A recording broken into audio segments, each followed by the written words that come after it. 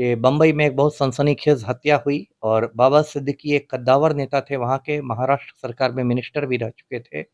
उनको गोलियों से छलनी कर दिया गया। मैं ये लेकिन ये बाबा सिद्दीकी ने बिज़नेस में ख़ास के कंस्ट्रक्शन के काम में काफ़ी पैसे बनाए, मतलब करोड़पति, अरबपति आप कह सकती हैं उनको। और राजनीति में इनको सुनील दत्त का आशीर्वाद मिला, जो सुनील दत्त फ़िल्म अभिनेता थे, सांसद भी रहे, मंत्री भी रहे। और बाबा सिद्दीकी इसलिए बहुत मशहूर थे कि बम्बई में ये बहुत ही शानदार इफ्तार पार्टियाँ देते थे। तब बाबा सिद्दीकी ने ही दोनों को बुलाया इफ्तार में और दोनों को गले मिलवा दिया।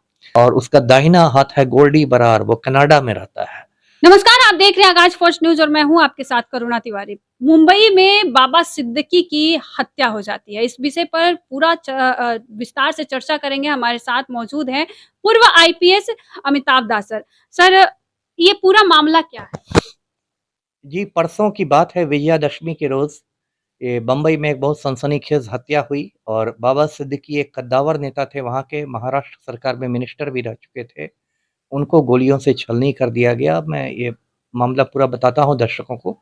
ये जो बाबा सिद्दीकी थे, ये मूल रूप से बिहार के ही रहने वाले थे। ये गोपालगंज जिले के थे और बाद में इनका परिवार रोजी-रोटी की तलाश में बम्बई में जाके बस गया था। इनके पिताजी छोटा-मोटा काम करते थे, घड़ियों की मरम्मत करते थे। लेकिन ये बाबा सिद्दीकी ने बिज़नेस में ख़ास के कंस्ट्रक्शन के काम में काफ़ी पैसे बनाए, मतलब करोड़पति, अरबपति आप कह सकती हैं उनको। कई सौ करोड़ का उनका कारोबार था। और उसके बाद ये राजनीति में आए और राजनीति में इनको सुनील दत्त का आशीर्वाद मिला, जो सुनील दत्त फ़िल्म अभिनेता थे, सांसद भी रहे, मंत्री भी रहे। सुनील दत्त के आशीर्वाद से ये काफ़ी आगे बढ़े और 3 बार ये विधायक रहे। बांद्रा वेस्ट से 3 बार ये एमएलए रहे, महाराष्ट्र सरकार में मिनिस्टर भी रहे। 48 साल तक ये कांग्रेस में रहे।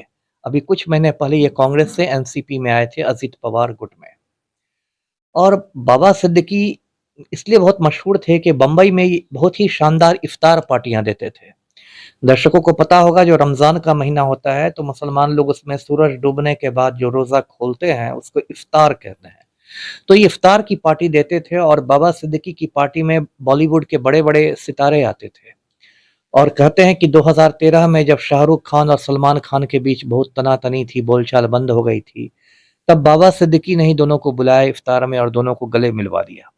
तो इससे आप समझ जाइए कि बॉलीवुड में भी बाबा सिद्दीकी की कितनी धमक थी। और अभी इनके बेटे जीशान सिद्दीकी एमएलए हैं बांद्रा ईस्ट से। तो ये बाबा सिद्दीकी के बारे में मैंने बताया। और परसों विजयादशमी के दिन ये अपने बेटे के दफ्तर के पास थे कि इनको अचानक भून दिया गया, इनको लीलावती अस्पताल ले जाया गया लेकिन बचाया नहीं जा सका। तो इनके 2 शूटर्स तो वहीं मौके पर ही पकड़ लिए गए और एक को बॉम्बे पुलिस ने बाद में पकड़ा। तो 3 अब तक पकड़ा चुके हैं, 2 फरार हैं। ये जो इनकी हत्या हुई है, इसमें शक की सुई जो जा रही है वो लॉरेंस बिश्नोई गिरोह पर जा रही है। लॉरेंस बिश्नोई एक बहुत खूंखार माफिया डॉन है जो कई साल से जेल में बंद है। कभी वो दिल्ली के तिहाड़ जेल में रहता है, कभी गुजरात के साबरमती जेल में रहता है, लेकिन जेल के भीतर से ही उसका पूरा गिरोह चलता है। और उसका दाहिना हाथ है गोल्डी बरार, वो कनाडा में रहता है। और मजा आता है कि लॉरेंस बिश्नोई गैंग में 700 के करीब शूटर्स हैं जो उसके एक इशारे पर किसी का भी खून कर देते हैं। लॉरेंस बिश्नोई के बारे में दर्शकों को पता होगा कि उसने सलमान खान को कई बार धमकी दी है हत्या कर देने की, क्योंकि कुछ साल पहले सलमान खान ने जोधपुर में काला हिरण का शिकार कर दिया था।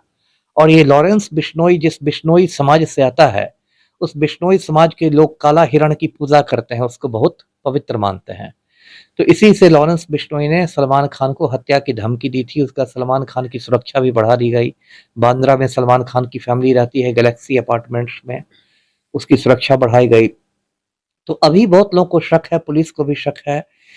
और इसके बाद लॉरेंस बिश्नोई ने, इसकी गैंग ने इसकी जिम्मेदारी भी ली है बाबा सिद्दीकी की हत्या की। अच्छा, बाबा सिद्दीकी की जो हत्या हुई है सर, उसमें जो आप गैंग बता रहे, इस पे क्यों जा रहा है सर? वही मैंने कहा कि सलमान खान की खून का प्यासा था और चूंकि बाबा सिद्दीकी सलमान खान के बहुत करीबी थे, तो इसलिए उनकी हत्या करा दी गई। मतलब ये कहना है कि सलमान खान को तो हम लोग नहीं छोड़ेंगे, उनके किसी दोस्त को भी नहीं बख्शा जाएगा। एक तरह से सलमान खान के सारे दोस्तों में ये मतलब एक खौफ पैदा करने की, आप इसको साजिश कह सकते हैं। तो यही सब हुआ और ये स्थिति है। लेकिन जो भी लॉरेंस बिश्नोई ये कर रहा है आज की तारीख में, ये पूरे देश के लिए शर्म की बात है कि लगता है कि देश का सिस्टम ध्वस्त हो गया है। हमारे जो प्रधानमंत्री हैं नरेंद्र मोदी जी, ऊंची ऊंची बात कहते हैं कि मेरा 56 इंच का सीना है, उनके चमचे कहते हैं कि मोदी जी चाहें तो एक फ़ोन कॉल में यूक्रेन का युद्ध रुकवा देंगे। लेकिन आपसे एक क्रिमिनल नहीं कंट्रोल में आ रहा है। जो हमारे तड़ीपार गृह मंत्री अमित शाह वो बिल्कुल लाचार हो गए हैं।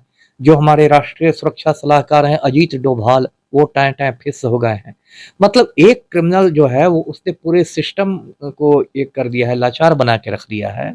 इतने बड़े देश को अपनी उँगली पर नचा रहा है। ये पूरे मतलब सिस्टम पर सवालिया निशान पैदा करता है। जी। अच्छा जिस तरीके से सर मुंबई में हत्याकांड कुछ दिनों के लिए रुक गया था, लेकिन फिर एक मतलब पूर्व मंत्री भी रह चुके जी, जी। हैं, पहले कांग्रेस में थे, अभी कुछ दिनों पहले ही कांग्रेस से हटे हैं। जी। तो एक होता है कि उनको वाईजेड सुरक्षा मिला था, लेकिन उसमें भी उनकी हत्या हो गई। सही कहा आपने। देखिए वायु श्रेणी की सुरक्षा में थे वो इसलिए हत्या हुई। पहला सवाल तो ये है कि उनकी हत्या के समय उनके अंगरक्षक कहाँ थे? बिल्कुल, वही मेरे भी मन में सवाल है कि आखिर वो तो पूरे हत्या के समय पूरे देश के मन में ये सवाल है कि बिल्कुल। वायु श्रेणी तो बहुत बड़ी सुरक्षा होती है, उसमें तो कई कमांडो रहते हैं, बहुत अंगरक्षक रहते हैं। अकेले तो छोड़ा भी वो नहीं जाता। अकेले नहीं वो कहाँ चले गए? ये तो एक मतलब जाँच का विषय है। दूसरी बात की हत्या देखिए विजयादशमी के दिन हुई, जिस दिन पुलिस जो है वो एक्स्ट्रा चौकसी में रहती है। बिल्कुल। दशहरा के समय तो पुलिस वालों की छुट्टी रद्द हो जाती है। विजयादशमी के दिन बंदोबस्त का काम रहता है। सारे पुलिस वाले बम्बई के पुलिस कमिश्नर से लेके जो सिपाही होता है, सारे लोग वर्दी पहन के सड़क पर रहते हैं।